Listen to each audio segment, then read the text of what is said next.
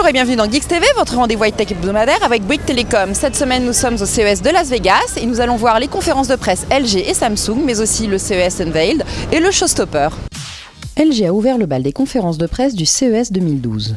Pas d'annonce fracassante cette année, mais on retiendra tout de même le lancement d'un téléviseur impressionnant. Les chiffres donnent le tournis. Une diagonale de 55 pouces, mais surtout 4 mm d'épaisseur et un poids de 7 kg seulement. Avec la technologie AMOLED, LG annonce une réactivité jusqu'à 1000 fois plus importante que sur n'importe quel écran LED. Son prix est tout aussi impressionnant à 8 000 €. La sortie n'étant prévue que pour cet été, vous aurez le temps de faire des économies. Comme l'an passé, LG a également présenté ses évolutions dans l'électroménager. Les appareils sont maintenant connectés, comme par exemple la machine à laver qui peut envoyer directement un diagnostic à votre smartphone. LG prévoit également d'ajouter des fonctions par la suite, comme par exemple pour lancer votre machine à distance. On revient à la télévision avec la Google TV. Après Logitech qui a finalement jeté l'éponge, c'est au tour de LG de se lancer dans la télévision connectée avec le géant du web. Google TV intègre le système d'exploitation Android qu'on trouve déjà sur les smartphones ainsi que la télécommande Magic Remote. Celle-ci s'utilise comme la Wiimote de Nintendo pour pointer sur les icônes à l'écran. Google TV propose également d'accéder à tout Internet directement sur son téléviseur. Aucune date de lancement n'a été communiquée pour le moment. L'autre géant coréen, Samsung, met lui aussi l'accent sur la télévision connectée. Le constructeur a aussi dévoilé ses nouveaux Ultrabook, des ordinateurs ultra fins et tout légers. Le série 9 ne mesure que 1,7 cm d'épaisseur pour 1,13 kg. Des caractéristiques impressionnantes quand on sait qu'il s'agit pourtant d'un ordinateur portable de 15 pouces. Samsung a d'ailleurs réussi l'exploit d'offrir un écran confortable dans un encombrement proche d'un 14 pouces. Le série 9 est un vrai portable haut de gamme avec une coque en aluminium et un clavier rétroéclairé. Samsung annonce également un in-boot ultra rapide en 9,8 secondes et une autonomie jusqu'à 10 heures. À côté des conférences, nous avons pu aller rencontrer les constructeurs sur le CES Unveiled, le Digital Experience et le Showstopper.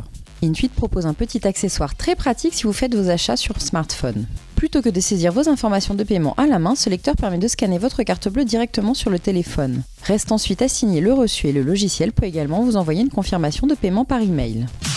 Vous vous souvenez du robot qui se balade tout seul dans votre appartement pour passer l'aspirateur ? Eh bien voici maintenant l'iRobot Scuba qui passe la serpillière à votre place. Il fera briller vos sols de 1000 feux. Invité surprise du CES 2012, Nokia a organisé une conférence de presse pour le lancement du Nokia Lumia 900. Ce nouveau smartphone sous Windows Phone Mango est le grand frère du Lumia 800 avec son écran de 4,3 pouces. Principale nouveauté, la connexion LTE, c'est-à-dire 4G, qui permet de surfer encore plus vite sur Internet. Ce héros est une petite boule bien sympa qui se pilote avec l'iPhone. Avec elle, vous pourrez aussi jouer au golf ou même piloter un vaisseau sur votre smartphone. Un gadget qui ne sert à rien, mais qui est indispensable. Lenovo a présenté un ordinateur portable d'un nouveau genre. Son écran peut s'ouvrir à 360 degrés et vous disposez alors d'une tablette grâce à son écran tactile. Le système d'exploitation est Windows 8, dont l'interface est directement empruntée à Windows Phone 7.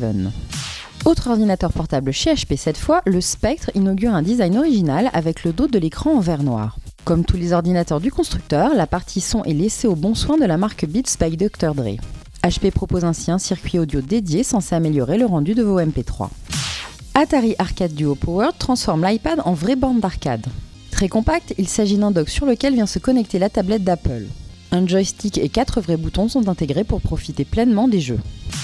Oui est un constructeur de jouets qui a entre autres lancé le best-seller Robo Sapiens ou encore les Paper Jams Guitar. Cette fois, Oui lance une nouvelle marque de jeux baptisée AppGear. Plusieurs packs seront proposés avec des jeux pour iPhone et iPad. On retrouvera ainsi des titres comme Zombie Birds ou encore Alien Jailbreak. Ce dernier fait usage de technologies comme le NFC avec des figurines connectées, mais aussi de la réalité augmentée. Vous devrez par exemple défendre vos tours des assauts ennemis. On a aussi adoré Akodomon, un jeu à venir cette année dans lequel vous devez vous occuper de votre gentil monstre pour éviter qu'il ne fasse du grabuge. On reste dans le domaine du jeu vidéo avec Game Changer Identity Game. Ce jeu sur iPad renouvelle le jeu de plateau. Des capteurs de pression sont intégrés de part et d'autre de la tablette et sont connectés via un dock. Il vous suffit ensuite de choisir un plateau de jeu et de le positionner tout simplement à l'emplacement dédié. 3 titres seront proposés avec Animal Mania, Action Games et Magic School Bus. Dans ce dernier, vous devez tout simplement mener vos personnages au travers d'un labyrinthe. Le jeu tire parti des capacités multimédia de l'iPad avec notamment des petites vidéos pour scénariser le jeu. Ticket to Ride est un autre jeu de plateau qui fait une incursion dans les smartphones et tablettes. Vous pouvez commencer une partie à la maison et la terminer sur votre iPad par exemple. Si vous n'aimez pas jouer sur le petit écran de votre smartphone ou sur une tablette, Project Games vous propose d'emporter votre console préférée n'importe où en voyage. En effet, le constructeur nous présente une sacoche de voyage qui protège non seulement la console mais qui intègre également un écran portable.